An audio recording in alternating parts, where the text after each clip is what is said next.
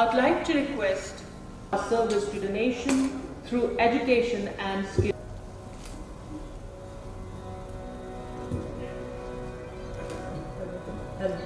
Hello. Hello.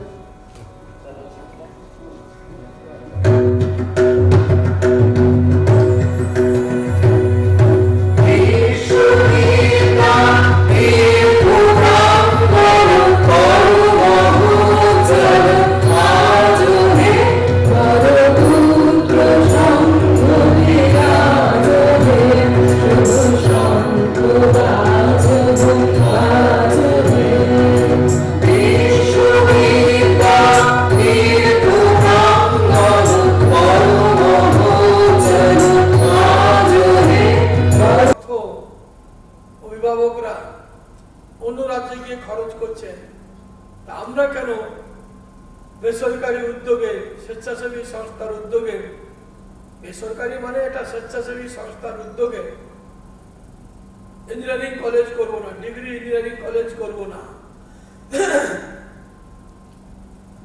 তখন উনি খুব কনভিন্সড হলেন। আমি সুভাষবাবুর তৈরি প্রজেক্ট রিপোর্টটা জমা দিলাম, ওনার হাতে দিলাম, উনি একটু দেখলেন। এই প্রজেক্ট রিপোর্টে এই সব কথাগুলি বলা ছিল, উনি তাতে রাজি হলেন। সত্যসাধন চক্রবর্তী প্রয়াত শিক্ষামন্ত্রী, তিনিও কনভিন্সড হলেন। আরো যেসব অফিসাররা ছিলেন, আধিকারিকরা ছিলেন, তারাও সঙ্গে সঙ্গে বলেন হ্যাঁ এরকম করা উচিত। তখনই জ্যোতিবাবু আমাদের নির্দেশ দেন, এটা অবশ্য 1995 সালে নির্দেশ দেন যে লক্ষণ যখন বলছে তাহলে একটা স্বেচ্ছাসেবী সংস্থার উদ্যোগে ডিগ্রি ইঞ্জিনিয়ারিং কলেজ করা হোক। আমাকে তিনি নির্দেশ দিলেন, তুমি দেখো কি রেজিস্ট্রেশন করতে হবে, ট্রাস্ট না সোসাইটি, কেন্দ্রীয় সরকারের যা নিয়ম আছে সেটা মেনে তুমিও শুরু করো। তখন আমি আর আশিস আমরা লেগে পড়লাম। তখন ট্রাস্টের কথা ভাবিনি, কারণ ডিএম আছে, আরো অন্যান্য অফিসাররা আছেন। তারা যখন আমরা বললাম সোসাইটি একটাই রেজিস্ট্রেশন করব, তারাও রাজি হলো। 1995 সালেই আমরা রেজিস্ট্রেশন করলাম Indian centre for advancement of research and education, সংক্ষেপে আইকিআর। সেই সংস্থার উদ্যোগে আমরা দরখাস্ত করলাম এআইসিটির কাছে। আমাদের প্রযুক্তিগত শিক্ষার নিয়ন্ত্রণকারী সংস্থা এআইসিটি, তার কাছেই আমরা আবেদন করলাম।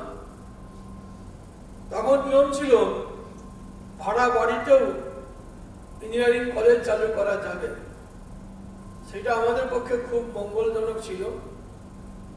আমরা তাই পৌরসভা, তখন পৌরসভা হয়নি, তখন হলদিয়া নোটিফাইড এরিয়া অথরিটি যে বিল্ডিং, সেই বিল্ডিংয়ে আমরা এক তলা নিয়ে আমরা এই এআইসিটিকে আমাদের এই বিল্ডিংটা দেখালাম। তারা তদন্ত করলেন, ছাড়পত্র দিলেন। এই করতে করতে 96 সালে গিয়ে আমরা 96 সালের শিক্ষাবর্ষে গিয়ে আমরা হলদিয়া ইনস্টিটিউট অফ টেকনোলজি এই ডিগ্রি ইঞ্জিনিয়ারিং কলেজটি স্থাপন করলাম, প্রতিষ্ঠা করলাম। তখন আমি অবশ্য হলদিয়া নোটিফাইড এরিয়া অথরিটির ভাইস চেয়ারম্যান আর বিধায়ক এমএলএ। এই রাজনৈতিক আমার পরিচয় আমাদের শিক্ষা প্রতিষ্ঠান গড়ে তুলতে সাহায্য করেছে। আমি বলে নয়, যে কোনো বিধায়ক, সাংসদ, রাজনৈতিক নেতার কাছে একটা সুবিধাজনক। আর সেই রাজনৈতিক দল যদি সরকারে থাকে আরো সুবিধাজনক। তাই স্বাভাবিকভাবে এই সুবিধাটা কাজে লাগিয়েই আমরা হলদিয়া পৌরসভার একটা ফ্লোর একতলায় আমরা 3টি কোর্স নিয়ে হলদিয়া ইনস্টিটিউট অফ টেকনোলজি আমরা চালু করলাম। এআইসিটি অনুমোদনও দিল। তখনও ভাবিনি যে এত বড় হবে, ভাবিনি কেন যে ভাড়া বাড়িতে যখন আছে ভাড়া বাড়িতেই থেকে যাব, কিন্তু হঠাৎ করে এআইসিটি নিয়ম পরিবর্তন করলো যে কোনো ডিগ্রি ইঞ্জিনিয়ারিং কলেজ করতে হলে স্বেচ্ছাসেবী সংস্থার মাধ্যমে নিজেদের বাড়ি বিল্ডিং থাকতে হবে, নিজেদের জমি থাকতে হবে, বিল্ডিং থাকতে হবে। তখন আমরা জমির চেষ্টা করি। হলদিয়া ডেভেলপমেন্ট অথরিটি আমাদের জমি দেন। সূর্যকান্ত মিশ্র সেই সময় মন্ত্রী, চেয়ারম্যান ছিলেন আমাদের আইপিআরের, এবং এইচআইটিরও চেয়ারম্যান ছিলেন। যাই ওনার উদ্যোগে আর আমাদের পরামর্শে আমাদের প্রায় 35 একর জমি আমাদের দিলেন। সেই জমিতেই আমরা নতুন বাড়ি তৈরি করার যাত্রা শুরু করলাম হলদিয়া ইনস্টিটিউট অফ টেকনোলজি। এখন যে এক প্রস্তে এত বড় বিল্ডিং তা আমরা করতে পারিনি। ছোট ছোট 2-3টা বিল্ডিং আমরা করেছিলাম, সেখানেই পঠন পাঠন হতো। তারপরে বাবু এসে গেছেন আমাদের পয়রা সাহেব, উনি আমাদের হলদিয়া ইনস্টিটিউট অফ টেকনোলজির প্রথম director.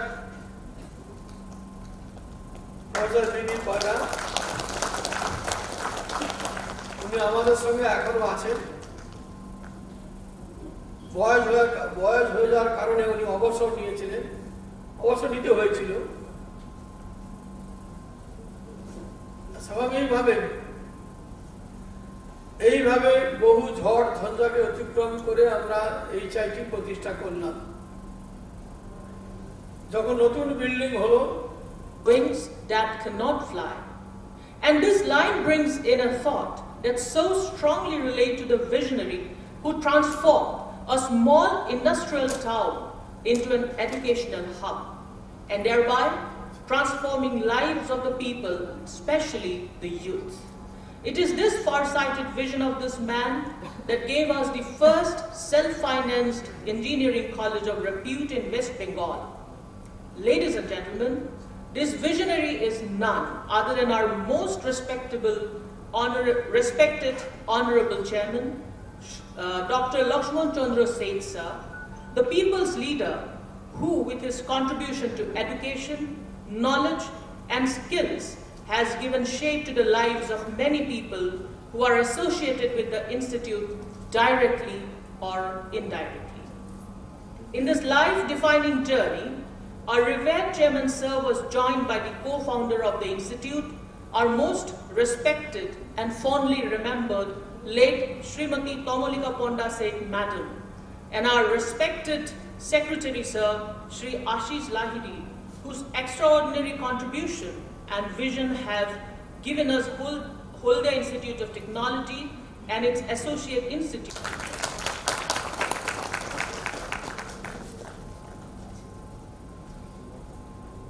Ladies and gentlemen, incredible contribution in shaping our institute and establishing its strong foundation.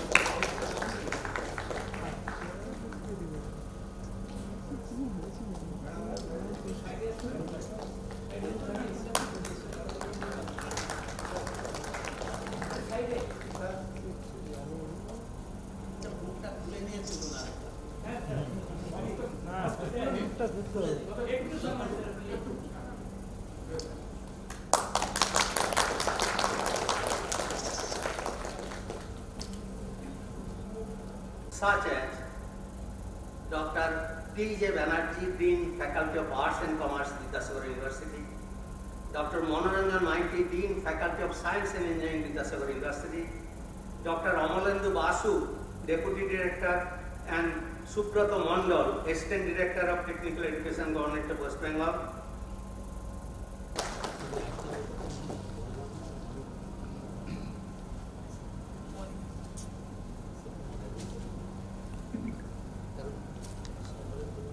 Ladies and gentlemen, memorandum আর বাইলস সেগুলিকে নিয়েই পরের সমস্ত ইনস্টিটিউটগুলি গড়ে উঠেছিল।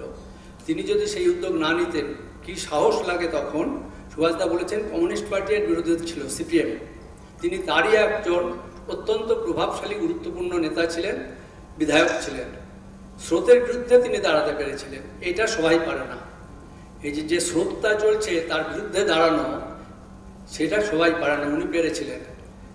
অনেক জায়গায় বাধা পেতে পেতে পেতে পেতে শেষ পর্যন্ত মুখ্যমন্ত্রী জ্যোতি বসু রাজি হলেন, তাও এটাকে পুরোপুরি প্রাইভেট ইনস্টিটিউট হিসাবে ঘোষণা করা হয়নি। প্রথম যে অর্ডারটা বেরোলো, বললেন যে না, এটাকে আমরা private initiated government aided institute হিসেবে ঘোষণা করব। তিনি সেই উদ্যোগটায় রাজি হলেন। তিনি দেখলেন এইটাও যদি রাজি না হয় তাহলে এটা হবে না। বলে তখন বামফ্রন্ট খুব সাহস করে এগোতে পারেনি, লক্ষণদার উদ্যোগ সত্ত্বেও পুরোপুরি প্রাইভেট ইনস্টিটিউট হিসেবে এটাকে ঘোষণা করবে। প্রথম বছরে আমাদের ফিস ছিল 1000 টাকা টিউশন ফিস আর 500 টাকা ডেভেলপমেন্ট ফি, 1500 টাকা ফিস। এই ফিস নিয়ে শুরু হয়েছিল। সেই চেয়ারম্যান এখনো পর্যন্ত আছেন। আপনারা যদি আমাদের মঞ্চে যারা ছিলেন তাদের দিকে তাকান, মনে হবে শুধু এরাই কেন মঞ্চে, আরও তো যোগ্য লোকেরা ছিল। ইয়ং জেনারেশন, বাপ্পা, জয়স, পর্ষিতাকে বাদ দিলে, যারা তাদের অ্যাডাল্ট পড়াশোনা শেষ করে আমাদের সঙ্গে জয়েন করেছে, বাকি সবাই জন্ম থেকে আছে এবং আমাদের মনে হচ্ছে মৃত্যু অবধি থাকবেন। প্রফেসর পয়রা যদিও এখানকার প্রথম ডিরেক্টর ছিলেন, কিন্তু প্রতিটা অকেশনে আমাদের এসেছেন, অ্যাডভাইস করেন। তিনি কখনো নিজেকে বাইরে ভাবতে পারেন না এই ফ্যামিলিতে, ফলে উনি মঞ্চে আছেন। লক্ষণদা আমার তো ব্যাপার আলাদা, আমরা তো জন্ম থেকে আছি এবং যতদিন শরীর পারমিট করবে, যদি মৃত্যু না হয় ততদিন দেবো। সুভাষদা জন্ম থেকে আছেন, জন্ম দিয়েছেন। প্রজেক্ট রিপোর্ট সুভাষদাই তৈরি করেছিলেন। 250 কোটি টাকার ড্রেন আউট হচ্ছিল ব্যাঙ্গালোরে। আমি একটা ঘটনা প্রায় বলি আপনাদের, বর্তমানে যিনি মুখ্যমন্ত্রী আছেন তখন তিনি রেলমন্ত্রী 95-96 নাগাদ। লক্ষণদা প্রজেক্ট রিপোর্ট বানালেন সুভাষদাকে দিয়ে, আমাদের এখানে কত টাকা ড্রেন আউট হচ্ছে। দেখা গেল 250 কোটি টাকা। তখন ইঞ্জিনিয়ারিং কেউ পড়তে পারতো না, মাত্র 1960টা সিট ছিল পশ্চিমবঙ্গে। কল্যাণী ইঞ্জিনিয়ারিং কলেজ লাস্ট, সব ব্যাঙ্গালোরে ছুটতো, পুনেতে ছুটতো। লক্ষণদা পাল্টানোর কথা ভাবলেন, এই রিপোর্ট জ্যোতি বসুর কাছে দেওয়া হলো। আর মুখ্যমন্ত্রী এখন যিনি আছেন, তখন রেলমন্ত্রী ছিলেন, তিনি এখানকার ছেলেমেয়েরা যাতে ব্যাঙ্গালোরে পরীক্ষা দিতে না পারেন, 10,000-এর মতো ছেলে পেয়ে যেত। স্পেশাল ট্রেনের ব্যবস্থা করে দিয়েছিলেন হাওড়া থেকে, ছেলেরা যাতে ব্যাঙ্গালোরে পরীক্ষা দিতে যায়। এইটা হচ্ছে মানসিকতার পার্থক্য, যে আমি ওইটাকে পাল্টে এখানেই তৈরি করব।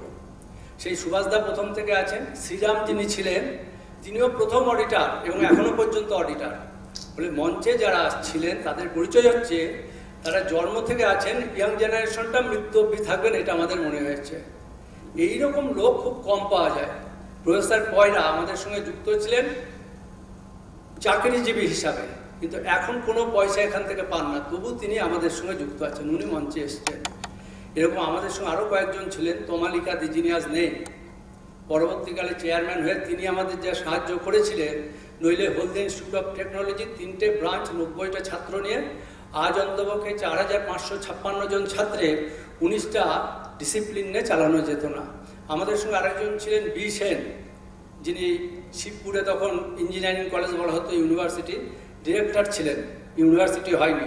তিনি আমি আর প্রফেসর পয়রা কী করে প্রথম মিটিংটা লিখবো এজেন্ডা নোটস, তার ঘরে গেলাম।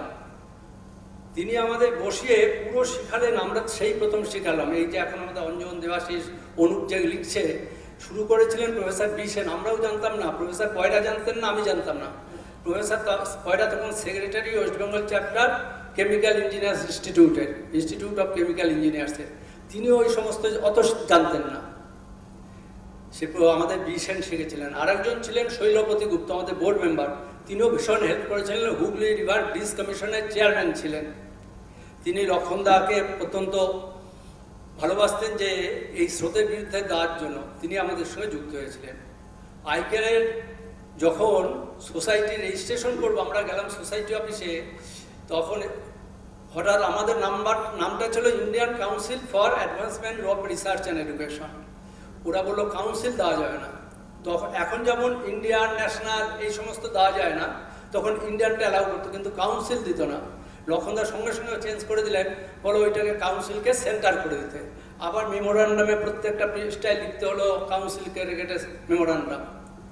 প্রথমবারে হলদিয়া ইনস্টিটিউটের জন্মের জন্য প্রজেক্ট রিপোর্ট জমা দিতে হয়েছিল আমাদের all India council for technical এডুকেশনকে। 6 এসপ্ল্যানেড ইস্টে তাদের অফিস ছিল তখন, রিজনাল অফিস। আমাদেরগুলি ছিল, আর সিকিম ছিল, বোধহয় অসমটা ওর মধ্যে পড়েছিল কিনা জানি না। 1995 31শে ডিসেম্বর ছিল লাস্ট ডেট অ্যাপ্লিকেশন করার, ওরা কাগজে অ্যাডভার্টাইজমেন্ট দিয়েছিলেন। প্রফেসর পয়রা, আমি তখন এখানকার দুজন ছিলেন, আর আমাদের সনদ ভট্টাচার্য ছিলেন, অঞ্জন কুণ্ডু, সুশান্ত চক্রবর্তী, দিলীপ চক্রবর্তী। তিনি প্রথম বিই কলেজ থেকে ওদের মেমোরান্ডামটা নিয়ে আমাদের দেন। সেটাকে কেটে কেটে লক্ষণদার আমি মিলে সেই মেমোরান্ডাম তৈরি করি। দিলীপ চক্রবর্তী তখন খুব হেল্প করেছিলেন। সনদ ভট্টাচার্য আমাদের সঙ্গে কলকাতায় যেতেন প্রায় ওই সময়। লক্ষণদা এমনও হয়েছে যে লাস্ট করে আমরা সব ট্রেনে ফিরছি, লক্ষণদাও ট্রেনে ফিরেছেন আমাদের সঙ্গে, অনেক দেরি হয়ে গেছিল। তা যখন আমরা তৈরি করছি প্রজেক্ট রিপোর্ট, প্রফেসর পয়রা অনেক হেল্প করেছে সেই সময়। মোটা প্রজেক্ট রিপোর্ট, একটা সিলেবাস সহ, সেটাকে জেরক্স করে পরের দিন 31-এর মধ্যে দিতে হবে। তখন ওই 25শে ডিসেম্বর পার হয়ে গেছে, কলকাতায় বেশিরভাগই বন্ধ। আমরা রাত 8টার সময় আমি, অঞ্জন আর সুশান্ত একটা ময়দা কলের পাশে একটা জেরক্স সেন্টার, সেখানে ময়দা মাখামাখি হয়ে রাত্রে করে হলো না, রাত 8:30 পর্যন্ত লাস্ট ট্রেন চলে যাবে। ওখানে দিয়ে বললাম কাল নেব। আবার পরের দিন যে সেগুলি করে তারপর জমা দিলাম। আমাদের 31 তারিখে ইন্টারভিউ ডাকা হলো। আমরা করেছিলাম IEM, সত্যজিৎ চক্রবর্তীর সল্টলেক, আর মণিপাল করেছিল সিকিমের জন্য। বাকি দুটো প্রথম বছরে পাইনি। হলদিয়া ইনস্টিটিউট অফ টেকনোলজি প্রথম ইঞ্জিনিয়ারিং কলেজ পেল 1996, IEM তার পরের বছর পেয়েছিল, আর মণিপালও সেবার পেলেন না। ফলে আমরাই 96 প্রথম করলাম, এবং এটা হচ্ছে একটা মাইল ফলো হয়ে গেল। ওয়েস্ট বেঙ্গলে বামফ্রন্ট সরকার থাকার সময় একটা প্রাইভেট ইঞ্জিনিয়ারিং কলেজ হবে কেউ ভাবতে পারেনি। একই রকমভাবে লক্ষণদা 2002 সালে উদ্যোগ নিলেন একটা প্রাইভেট মেডিকেল কলেজ করবেন। আমরা, লক্ষণদা তো অনেকবার বলেছেন, আমরাও গিয়েছিলাম, সূর্যকান্ত মিশ্র তখন স্বাস্থ্যমন্ত্রী, 2-3বার বলেছিলাম, ওনাকে নিয়ে দেখালাম। ভিত্তিপ্রস্তর উনি স্থাপন করেছিলেন, যদিও বারবার আমাদের বলে চললেন এসেনশিয়ালিটি সার্টিফিকেট হবে না, কারণ আমরাই পাচ্ছি না, গভর্নমেন্টই পাচ্ছি না, তার ফ্যাকাল্টি তোমরা কোত্থেকে পাবে। প্রত্যেকবার ডিসকাস করতে করতে গিয়েছিলেন। পরবর্তীকালে যদিও KPC হয়েছিল ওই একই রকমভাবে, গভর্নমেন্ট জমি দিয়েছিল টিবি হাসপাতালের জমি, ওরা হলো পাবলিক প্রাইভেট পার্টনারশিপ, পুরো প্রাইভেট হলো না। সেই মেডিকেল কলেজ আমরা করলাম 2011 প্রথম প্রাইভেট মেডিকেল কলেজ, কিন্তু আমরা অনেকগুলি বছর নষ্ট করলাম, আমাদের দিল না, বাধ্য হয়ে ডেন্টাল কলেজ করতে হলো। এরকমভাবে লক্ষণদা এমন কিছু উদ্যোগ নিয়েছিলেন যে উদ্যোগগুলি ওয়েস্ট বেঙ্গলে প্রথম। কেউ ভাবতে পারেনি যে শাসক দল কমিউনিস্ট পার্টি তার একজন গুরুত্বপূর্ণ সদস্য হিসাবে তিনি তার বিরুদ্ধাচরণ করে ওয়েস্ট বেঙ্গলে এগুলি করতে পারবেন। নইলে ওয়েস্ট বেঙ্গলে এই যে এখন বলা হয় বাইরের থেকে সব শিক্ষার্থীরা ওয়েস্ট বেঙ্গলে আসছে, আর বলা হয় ওয়েস্ট বেঙ্গল এখন এডুকেশন অনেক এগিয়ে গেছেন। ব্যাঙ্গালোরে কজন পড়তে যায়, এখন খুব বেশি যায় না, উড়িষ্যায় কিছু কিছু যায়। এর উদ্যোগ নিয়েছিলেন লক্ষণদা।